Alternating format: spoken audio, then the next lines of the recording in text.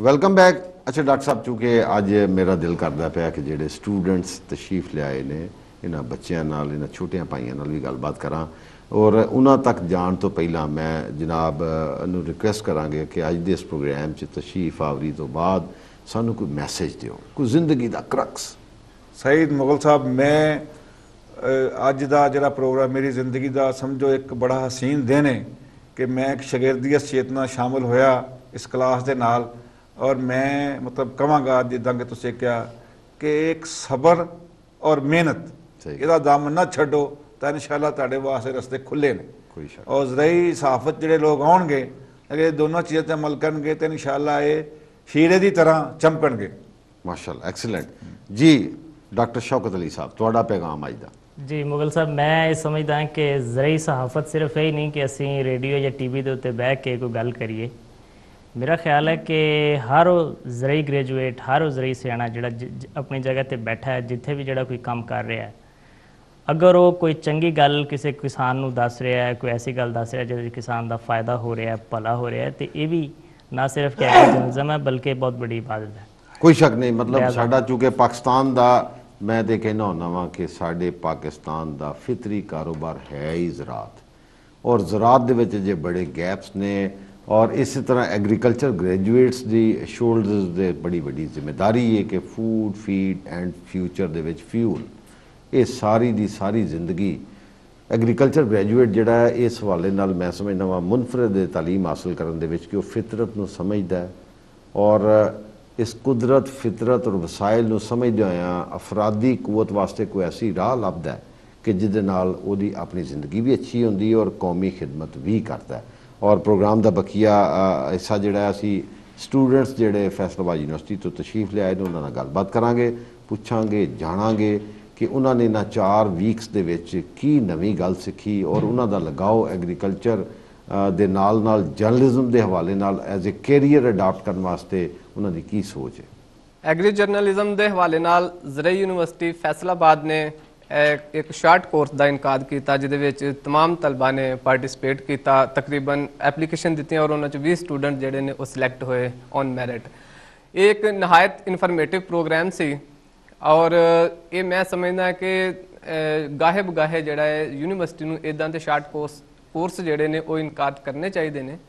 ਮੈਂ ਸਮਝਦਾ ਇਸ ਵਕਤ ਐਗਰੀ ਜਰਨਲਿਜ਼ਮ ਇੱਕ ਇੰਤਹਾਈ ਜ਼ਰੂਰਤ ਫੀਲਡ 'ਚ ਮਹਿਸੂਸ ਹੋ ਰਹੀ ਸੀ, ਜਿਹੜੀ ਕਿ ਯੂਨੀਵਰਸਿਟੀ ਨੇ ਇੱਕ ਸ਼ਾਰਟ ਕੋਰਸ ਇਨਕਾਦ ਕਰਕੇ ਇਸ ਜ਼ਰੂਰਤ ਨੂੰ ਪੂਰਾ ਕਰਨ ਵਾਸਤੇ ਇੰਤਹਾਈ ਅਹਿਮ ਫੈਸਲਾ ਕੀਤਾ ਹੈ। ਔਰ ਕਿਉਂਕਿ ਅਸੀਂ ਐਗਰੀਕਲਚਰ ਦਾ ਨਾਲੇਜ ਤੇ ਹਾਸਲ ਕਰਨੇ ਆ, ਤਾਲੀਮ ਤੇ ਹਾਸਲ ਕਰਨੇ ਆ, ਲੇਕਿਨ ਉਹਨੂੰ ਡਿਲੀਵਰ ਕਰਨ ਵਾਸਤੇ ਫਾਰਮਰ ਤੱਕ ਜਿਹੜਾ ਕਿ ਸਾਡਾ ਅਸਲ ਮਕਸਦ ਹੈ ਉਹ ਐਗਰੀ ਜਰਨਲਿਜ਼ਮ ਹੀ ਪੂਰਾ ਕਰ ਸਕਦਾ ਹੈ। ਇਸ ਵਾਸਤੇ ਮੈਂ ਬਹੁਤ ਮਸ਼ਕੂਰ ਹਾਂ ਯੂਨੀਵਰਸਿਟੀ ਦਾ ਜਿਨ੍ਹਾਂ ਨੇ ਇਸ ਕਿਸਮ ਦੇ ਪ੍ਰੋਗਰਾਮ ਦਾ ਇਨਕਾਦ ਕੀਤਾ ਔਰ ਇਹ ਨੈਕਸਟ ਕੰਟੀਨਿਊਜ਼ ਰਹਿਣ। ਮੈਂ ਸਮਝਦਾ ਕਿ ਇਹ ਰਿਸਰਚ ਵਿੰਗ ਤੇ ਐਗਰੀਕਲਚਰ ਦੇ ਨੌਲੇਜ ਦੇ ਦਰਮਿਆਨ ਇੱਕ ਬੜਾ ਵੱਡਾ ਫਰਕ ਹੈ, ਇੱਕ ਬੜਾ ਵੱਡਾ ਡਿਸਟੈਂਸ ਹੈ। ਮੈਂ ਇਸ ਵਾਸਤੇ ਐਗਰੀਕਲਚਰ ਜਰਨਲਿਜ਼ਮ ਦਾ ਇੰਤਖਾਬ ਕੀਤਾ ਕਿ ਜਿੰਨਾ ਵੀ ਜਿਹੜਾ ਇਲਮ ਹੈ ਐਗਰੀਕਲਚਰ ਰਿਸਰਚ ਵਿੰਗ ਦਾ ਰਿਸਰਚ ਹੋ ਰਹੀ ਹੈ ਉਹ ਫਾਰਮਰ ਤੱਕ ਪਹੁੰਚਾਈ ਜਾ ਸਕੇ। ਤੇ ਉਹ ਸਿਰਫ ਇੱਕ ਇਹ ਤਰੀਕਾ ਸੀ ਕਿ ਕਮਿਊਨੀਕੇਸ਼ਨ ਦੇ ਜ਼ਰੀਏ ਮੈਸ ਮੀਡੀਆ ਦੇ ਥਰੂ ਮੈਸ ਮੀਡੀਆ ਤੇ ਆ ਕੇ ਇਸ ਨੌਲੇਜ ਨੂੰ ਜਿਹੜਾ ਨਾ ਫਾਰਮਰ ਤੱਕ ਟ੍ਰਾਂਸਫਰ ਕੀਤਾ ਜਾ ਸਕੇ। ਇਸ ਵਾਸਤੇ ਮੈਂ ਐਗਰੀ ਜਰਨਲਿਜ਼ਮ ਦਾ ਇੰਤਖਾਬ ਕੀਤਾ। ਐਗਰੀ ਜਰਨਲਿਜ਼ਮ ਦੇ ਹਵਾਲੇ ਨਾਲ ਸਿਰਫ ਇੱਕ ਗੱਲ ਕਰਾਂਗਾ ਕਿ ਜਿੰਨੇ ਬਿਹਤਰ ਤਰੀਕੇ ਨਾਲ ਇੱਕ ਐਗਰੀ ਗ੍ਰੈਜੂਏਟ ਜਾਂ ਵੈਟਰਨੇਰੀਅਨ ਆਪਣਾ ਪੈਗਾਮ ਕਿਸਾਨ ਜਾਂ ਫਾਰਮਰ ਤੱਕ ਪਹੁੰਚਾ ਸਕਦਾ, ਉਹਨੇ ਬਿਹਤਰ ਤਰੀਕੇ ਨਾਲ ਇੱਕ ਆਮ ਐਂਕਰ ਜਾਂ ਇੱਕ ਆਮ ਜਿਹੜਾ ਨਿਊਜ਼ ਰਿਪੋਰਟਰ ਹੈ ਉਹ ਇਹ ਕੰਮ ਨਹੀਂ ਕਰ ਸਕਦਾ। ਤੇ ਮੈਂ ਇਹੀ ਜ਼ਰੂਰਤ ਮਹਿਸੂਸ ਕੀਤੀ ਜਦੋਂ ਐਡਵਰਟਾਈਜ਼ਮੈਂਟ ਹੋਈ ਇਸ ਕੋਰਸ ਦੀ, ਤੇ ਮੈਂ ਫੌਰਨ ਇਹਦੇ ਵਿੱਚ ਐਪਲੀਕੇਸ਼ਨ ਦਿੱਤੀ ਤੇ ਅੱਲਾ ਦਾ ਸ਼ੁਕਰ ਹੈ ਮੇਰਾ ਦਾਖਲਾ ਹੋ ਗਿਆ। ਤੇ 4 ਹਫ਼ਤਿਆਂ ਦੇ ਇਸ ਕੋਰਸ ਵਿੱਚ ਮੈਂ ਕਾਫੀ ਇਨਫੋਰਮੇਟਿਵ ਗੱਲਾਂ ਸਿੱਖੀਆਂ ਤੇ ਹੁਣ ਮੇਰਾ ਇਹੋ ਹੀ ਏਮ ਹੈ ਕਿ ਮੈਂ ਆਪਣੇ ਜਿਹੜਾ ਮੇਰਾ ਪ੍ਰੋਫੈਸ਼ਨ ਹੈਗਾ ਮੈਂ ਉਹਨੂੰ ਸਰਵ ਕਰਾਂ ਆਪਣੇ ਇਸ ਨਿਊ ਜਿਹੜਾ ਮੈਂ ਨਵਾਂ ਨੌਲੇਜ ਸਿੱਖਿਆ ਇਸ ਕੋਰਸ ਵਿੱਚ। University of agriculture Faisalabad agro journalism ਦਾ ਕੋਰਸ ਕਰਾਇਆ ਤੇ ਉਹਦਾ ਮਕਸਦ ਇਹ ਸੀ ਕਿ ਕਿਸਾਨ ਦੇ ਦਰਮਿਆਨ ਤੇ ਰਿਸਰਚਰ ਦੇ ਦਰਮਿਆਨ ਜਿਹੜਾ ਫਾਸਲਾ ਹੈ ਉਹ ਘੱਟ ਹੋਵੇ ਤੇ ਉਹਦੇ ਨਾਲ ਕਿਸਾਨ ਨੂੰ ਜ਼ਿਆਦਾ ਤੋਂ ਜ਼ਿਆਦਾ ਫਾਇਦਾ ਹੋਵੇ। ਤੇ ਇਹ ਐਗਰੀ ਜਰਨਲਿਜ਼ਮ ਕੋਰਸ ਜਿਹੜਾ ਸਾਨੂੰ ਇਸ ਗੱਲ ਦਾ ਸਕਿੱਲ ਮਹਾਰਤ ਦਿੱਤੀ ਹੈ ਕਿ ਅਸੀਂ ਜਿਹੜੇ ਕਿਸਾਨ ਦੇ ਮਸਾਇਲ ਹਨ ਉਹਨਾਂ ਨੂੰ ਉਜਾਗਰ ਕਰੂੰ, ਉਹਨਾਂ ਨੂੰ ਮੀਡੀਆ ਦੇ ਸਾਹਮਣੇ ਲਾऊं ਤੇ ਤਾਂ ਕਿ ਕਿਸਾਨ ਨੂੰ ਜ਼ਿਆਦਾ ਤੋਂ ਜ਼ਿਆਦਾ ਫਾਇਦਾ ਹੋਵੇ। ਤੇ ਅਸੀਂ ਯੂਨੀਵਰਸਿਟੀ ਆਫ ਐਗਰੀਕਲਚਰ ਫੈਸਲਾਬਾਦ ਦੇ ਬਹੁਤ ਜ਼ਿਆਦਾ ਮਸ਼ਕੂਰ ਹਾਂ ਕਿ ਉਹਨਾਂ ਇਹ ਕੋਰਸ ਸ਼ੁਰੂ ਕਰਾਇਆ ਤੇ ਇਹਦੇ ਨਾਲ ਜਿਹੜਾ ਨਾ ਕਿਸਾਨ ਦਾ ਬਹੁਤ ਜ਼ਿਆਦਾ ਫਾਇਦਾ ਹੋਇਆ। ਜਨਾਬ, ਸਭ ਤੋਂ ਪਹਿਲੇ ਤਾਂ ਮੈਂ ਮਸ਼ਕੂਰ و ਮਮਨੂਨ ਹਾਂ ਐਗਰੀਕਲਚਰ ਯੂਨੀਵਰਸਿਟੀ ਫੈਸਲਾਬਾਦ ਦਾ ਕਿ ਉਸ ਸਾਨੂੰ ਮੌਕਾ ਦਿੱਤਾ ਹੈ ਕਿ ਐਗਰੀਕਲਚਰ ਜਰਨਲਿਜ਼ਮ ਦਾ ਇੱਕ ਕੋਰਸ ਕਰੀਏ।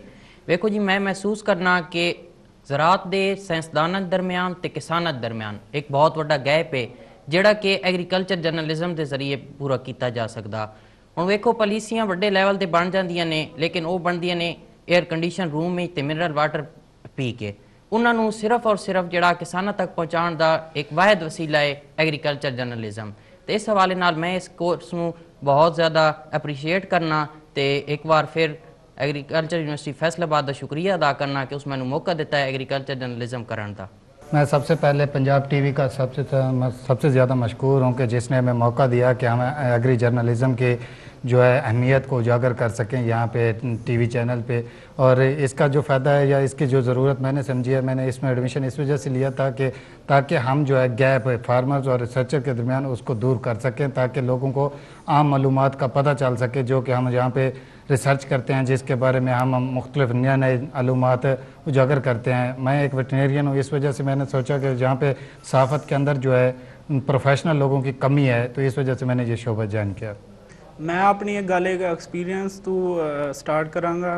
MSc ਦੀ रिसर्च ਦੇ ਦੌਰਾਨ ਮੈਂ ਐਕਸਪੀਰੀਅੰਸ ਕੀਤਾ ਹੈ ਕਿ ਫਾਰਮਰ ਦੇ ਜਿਹੜੇ ਪ੍ਰੋਡਕਸ਼ਨ ਦੇ ਬਾਰੇ 'ਚ ਮਾਰਕੀਟਿੰਗ ਦੇ ਬਾਰੇ 'ਚ ਬਹੁਤ ਪ੍ਰੋਬਲਮਸ ਨੇ ਜਿਨ੍ਹਾਂ ਦੀ ਆਵਾਜ਼ ਉਠਾਉਣ ਵਾਸਤੇ ਕੋਈ ਬੰਦਾ ਨਹੀਂ ਹੈ। ਤੇ ਇਹਦੇ ਵਾਸਤੇ ਮੈਂ ਬਹੁਤ ਮਸ਼ਕੂਰ ਹਾਂ vice chancellor doctor Ikrar Ahmad Khan ਦਾ, ਜਿਨ੍ਹਾਂ ਨੇ ਐਗਰੀ ਜਰਨਲਿਜ਼ਮ ਦਾ ਕੋਰਸ ਸਟਾਰਟ ਕੀਤਾ। ਔਰ ਇਹਦੇ ਐਗਰੀ ਜਰਨਲਿਜ਼ਮ ਦੇ ਕੋਰਸ ਨਾਲ ਮੈਂ ਬਹੁਤ ਕੁਝ ਸਿੱਖਿਆ और प्रैक्टिकल स्पैशली। तो एंड च मैं अपना पंजाब टीवी का बहुत शुक्रगुजार हाँ, उन्होंने सानू एक मौका दिता।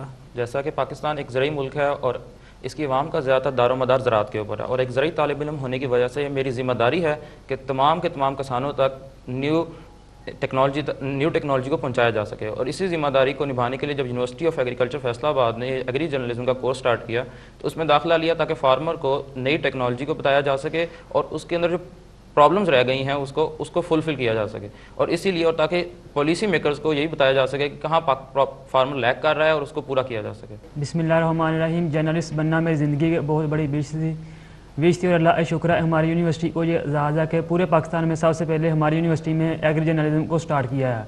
अब से पहले किसी ने ये को स्टार्ट नहीं किया और इंशाल्लाह ये मेरी आइंदा फ्यूचर में ये विश होगी जो भी हमारी यूनिवर्सिटी में रिसर्च होती है उसे हम फार्मर तक पहुँचाएँ। मैंने इस कोर्स से बड़ा ज़्यादा सीखा है और इसे मुझे प्रैक्टिकल लाइफ में सीखने का बहुत ज़्यादा मौका मिला है। इस कोर्स से हमें बड़ा ज़्यादा फ़ायदा होगा और इंशाल्लाह नेक्स्ट जनरेशन को भी फ़ायदा होगा, क्योंकि जितनी भी हम रिसर्च कर रहे हैं जब तक उसको हम अल्टीमेट टारगेट जो हमारा फार्मर उस तक लेके नहीं आते उसका हमें कोई फ़ायदा नहीं होता। और इंशाल्लाह हमारी यूनिवर्सिटी जो है इसको लॉन्ग रन में इसको इंशाल्लाह हम स्टार्ट करेंगे और इससे हमें बड़ा ज़्यादा फ़ायदा हो रहा है और इंशाल्लाह फार्मर को भी इसका फ़ायदा होगा। बिस्मिल्लाहिर्रहमानिर्रहीम। सबसे पहले तो मैं अपनी यूनिवर्सिटी एग्रीकल्चर यूनिवर्सिटी का इंतहाई मशकूर हूँ कि उसने हमें ये कोर्स करने का मौका दिया। इस कोर्स की एग्री जर्नलिज्म की वजह से अब हम जो पॉलिसीज़ ऊपर बनती हैं, जो लोग वज़रा बनाते हैं और हमारे नई नई रिसर्चेज आती हैं उसको अब हम आम किसान तक पहुंचा सकते हैं। ये पंजाब टीवी वालों को भी शुक्र अदा करते हैं कि उन्होंने हमें अपनी बात पहुंचाने के लिए अब एक फोरम दिया। एग्री जर्नलिज्म कोर्स रखने का बुनियादी मकसद ये था कि ज़राअत के अंदर जो जदीद टेक्नोलॉजी और नई जोतें जो मुतारिफ़ कराई जा रही हैं उनको ज़्यादा से ज़्यादा किसानों तक पहुँचाया जा सके ताकि रिसर्चर और किसानों के दरमियान फासले को और गैप को कम किया जाए। बीइंग अ हार्टिकल्चरिस्ट मैं ये पंजाब टीवी के तवज्जुह से ये कहना चाहूँगा कि फ्लोरिकल्चर और लैंडस्केपिंग पर ज़्यादा से ज़्यादा तवज्जो दी जाए और हर्बल मेडिसन के ऊपर भी ज़्यादा तवज्जो दी जाए। मैं इंतहाई ममनून और मशकूर हूँ पंजाब टीवी का और अपनी मदर इल्मी जामिया ज़रिया का कि उन्होंने हमें इस मुक़द्दस प्रोफेशन को अडॉप्ट करने का मौका दिया ताकि हम जो हमारे रिसर्चर और स्कॉलर्स की तहकीकात और ज़राअत में जिद्दत लाए हैं उसको हम फार्मर्स तक पहुंचा सकें। जैसा कि हम जानते हैं कि पाकिस्तान एक ज़रूरी मुल्क है, तो हम एग्रीकल्चर जर्नलिज़म के ज़रिए जो किसानों के मसाइल हैं उनको हम अपनी रिसर्च में लाएं और जो रिसर्च है उसको हम एक आसान ज़बान में लाइब्रेरियों से उठाकर जो थीसिस की शक्ल में पढ़ी है उसको हम अपने फार्मर तक पहुँचाएँ। तो मेरा बुनियादी मकसद एग्रीकल्चर जर्नलिज्म में आने का यही है कि जो रिसर्च है उसको हम فارمر تک پہنچائیں اور جو فارمر کے مسائل ہیں ان کو ہم اپنی تھرو ریسرچ ان کو سالو کرنے کی کوشش کریں. اور میں شکر گزار ہوں vice chancellor university of agriculture Faisal آباد کا کہ جنہوں نے ہمیں یہ موقع دیا کہ ہم اس کام کو احسن طریقے سے کر سکیں. بڑا مزہ آیا, بڑیاں گلاں ہوئیاں. اج ٹھنڈ پی گئی کہ میرے بھرا ٹر کے میرے کو آئے اور فیصل آباد یونیورسٹی تو کہندے نے نا جی فیصل آباد یونیورسٹی نال ایک ایسا تعلق, ایک ایسا رشتہ. میں تو ایک دن بیٹھا سا حافظ وسیم محمد صاحب دے کول, میں کہا حافظ صاحب کدی کدی میرا دل کرتا ہے کہ میں جدو فوت ہوا تو مینوں فیصل آباد یونیورسٹی دفنا دتا جائے کہ اتنا خوبصورت وقت گزریا ہے, انیاں خوبصورت یاداں نے اور اتنا پیارے رشتے لے کے اتوں نکلے ہیں کہ ساری عمر وہ یاداں سی بھول نہیں سکتے. یقیناً ساڈے والدین نے سانوں پیدا کیتا, لیکن نام دین دے حوالے نال اس مادرے علمی نے کوئی کسر نہیں چھڈی. اللہ پاک ساڈے کولوں کوئی ایسا کام لے لے کہ اسی اس مادرے علمی دا نام اور زیادہ روشن کر سکیے. اج دے اس پروگرام دا وقت ختم ہویا. جاندے جاندے بہت شکریہ ادا کراں ڈاکٹر خالد محمود شوق صاحب دا, بہت شکریہ ادا کراں ڈاکٹر شوکت علی صاحب دا, بہت شکریہ ادا کراں تمام سٹوڈنٹس دا, بہت شکریہ ادا کراں وائس چانسلر ڈاکٹر رانا محمد اقرار خان صاحب دا, بہت شکریہ انہاں دی پوری مینجمنٹ دا, پوری ٹیم دا اور یونیورسٹی دے وچ درس و تدریس دے نال منسلک تمام دوستاں دا. پروگرام دا وقت ختم ہویا. اپنے میزبان سعید مغل نے اجازت دیو. اللہ حافظ.